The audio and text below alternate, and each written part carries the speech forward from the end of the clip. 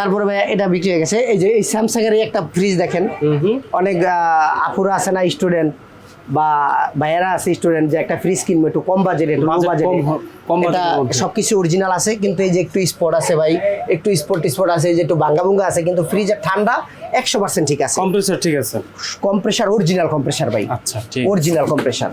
ভিতরটা দেখেন, smart technology, হ্যাঁ মাল্টি ফ্লো, সুন্দর একটা একটু চেম্বার আছে। মোটামুটি ভাই যারা একটু কম লো বাজেটে চাইতেছে তাদেরকে এটা দিয়ে দিব।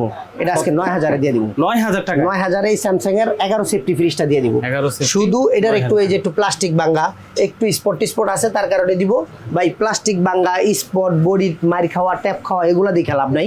আপনার ফ্রিজটা ঠান্ডা কেমন হয় এটা দেখবেন। চলতেছে, হ্যাঁ, এই চললেই ফ্রিজটা এটার দাম অরিজিনাল আছে সবকিছু, যারাই নেবেন। আর প্রতিটা যারা যে মালগুলো দেখতেছেন স্ক্রিনশট না করলে ভাই আমি মাল দিতে পারবো না।